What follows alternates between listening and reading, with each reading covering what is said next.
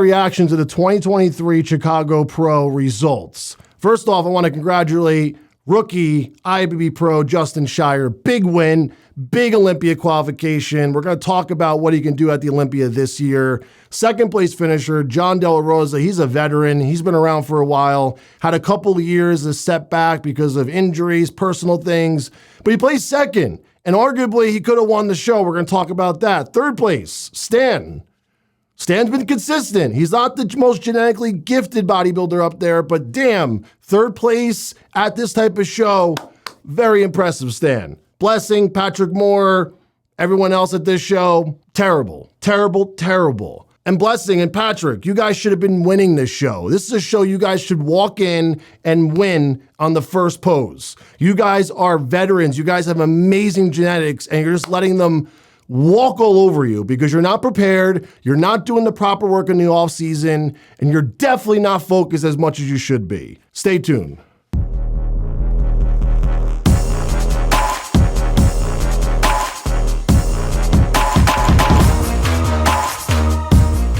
So let's first congratulate Justin Shier. Like I said, first place finisher, rookie, Olympia qualification. Let's talk about his win. The first thing is he nailed it. His body fat was where it needed to be. His presentation was spot on. Now, the lighting at the show was way off. The glaze, all that sorts of shit, the tan did not look appropriate for this lighting. That's not his fault, but just recognizing it now because some things that I'm going to critique him on might have been affected by these variables, which I can't control, but this is the videos and the photos that I've been presented, and I'm just judging it off of this.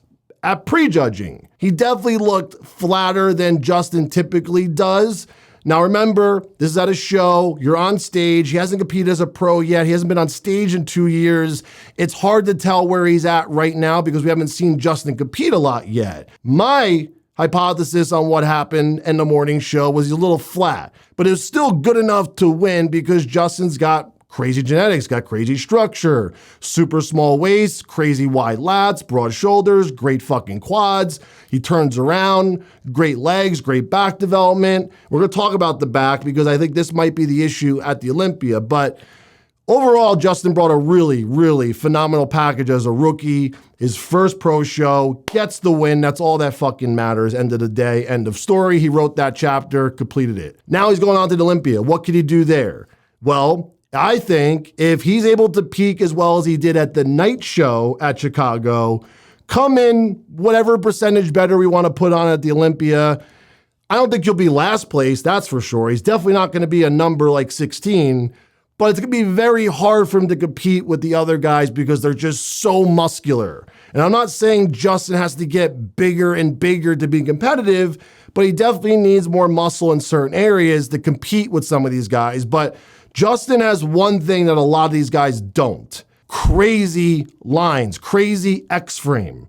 And that will carry him far. But I do think the back needs to come up a little bit more in order for him to crack that top 12, top 10 at the Olympia first. But I think if he peaks better, that alone will help him drastically at the Olympia this year. Second place, John De La Rosa. I haven't said that name in forever.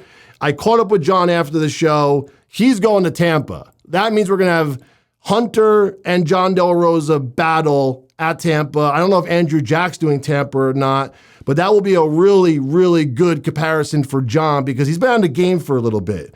I don't know if you guys even know who John is because some of you guys are such newbies on here, but John was doing really well, had a couple setbacks personally, physically, tore his bicep recently, but I think John has some really good opportunities in front of him if he can seize the moment. Now, he seized the moment in Chicago, but I still think he could have been a little bit tighter. The body fat still wasn't where it needed to be to beat someone like Justin, but you know, John brings a really well-equipped package. He's got a lot of muscle. He's got great balance, great flow, great symmetry.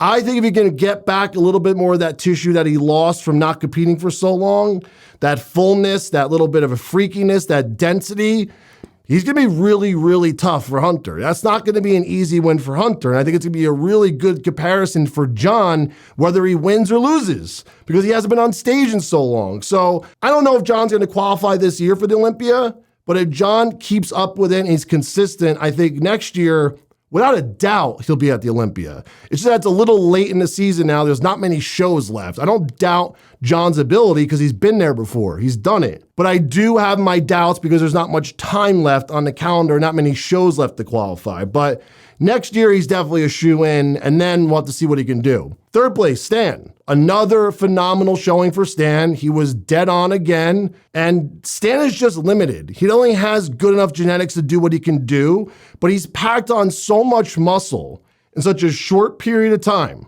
that it makes me a little nervous. Just saying, it makes me a little nervous.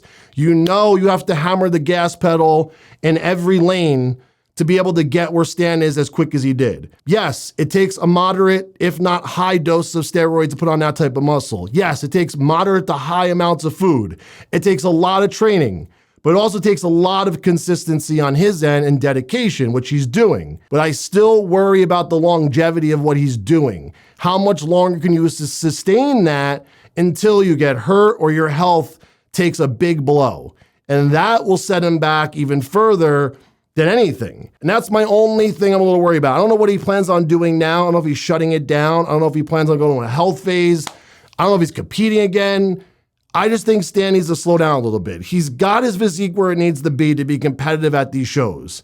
The next goal for Stan should be qualifying at the Olympia and making a statement at the Olympia if that's his goal. Don't just try to qualify. What is that going to do? Take a year off if you have to and get your physique where it needs to be to make a statement at the Olympia. So qualifying's easy, but you're already 2 steps ahead of that where you're like, I'm going to place at the Olympia now because I have enough muscle. I worked on my weaknesses. I worked on my strengths. That would be my goal if I'm Stan. I wouldn't just come back to try to win a show and qualify and then place last and then go back to the drawing board. That's a waste of time, and it's a waste of time. Blessing. You could have used a lot of blessings this weekend. My God, what happened, bro?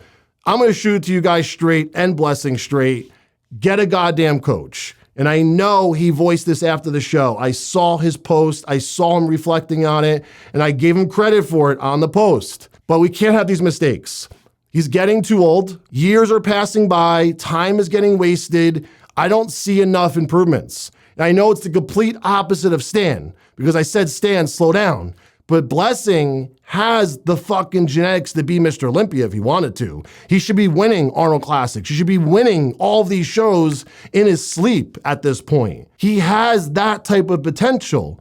With the leg or not, he has that type of potential. But I'm just not seeing the dedication and the consistency on his end. It would show on stage. Let's just give you this scenario. Let's say Blessing showed up on stage at Chicago Pro, but he was just freaky. I mean, he had muscle fucking popping out everywhere, but his conditioning was off. I'd be like, okay, he put on so much muscle tissue, it was impossible to peak. His body just wasn't ready. No problem, he rushed it. That is not the feeling I got. The feeling I got at yesterday's show was he looks exactly the same, maybe 5% better, maybe like a hair better, and he was still off. So that tells me his offseason wasn't that positive and beneficial to him. Maybe you guys feel different, share below, but that's how I feel about what I saw with Blessing on stage. And it kills me inside that he's not making the right improvements in the right areas because he should be winning these shows. He should be blowing these people out of the water. He should be comparable to Andrew Jack at this point. Samson Dauda. That's where I see Blessing right now if he did everything correct, but he didn't. And it hurts to see him struggle with this, but maybe on the flip side, it's just not for him. Maybe he's not as dedicated to the sport as he makes us try to think. Maybe there's other things he's focused on, he's distracted with, but I think he needs to figure it out, and the only person that can do that is him. Patrick Moore, another similar situation. Should be walking into these shows and winning hands down, no challenge at all. This guy was already at the top of the Olympia when it was very competitive. What happened? I'm going to tell you what happened.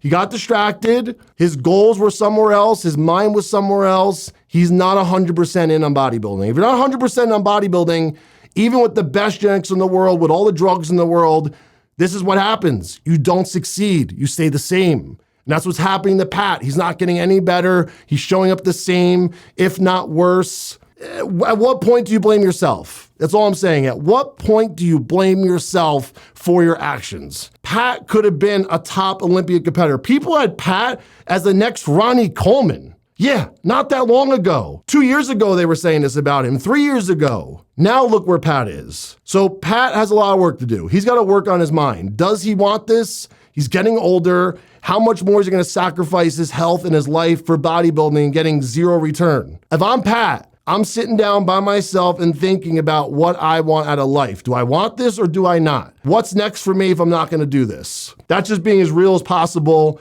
and non-biased as possible. But I hope Pat and Blessing figure it out. Justin and John and Stan, it's clear to me what they want in life. It's clear to me that they want bodybuilding. It's clear to me they work day in and day out on this. But with Blessing and Pat, it's very obvious to me that they don't want bodybuilding. They're half in, half out. They got 1 foot in, 1 foot out. But guys, I hope you enjoyed my wrap up. I'll see you guys back here very soon. Congratulations to Justin Shier.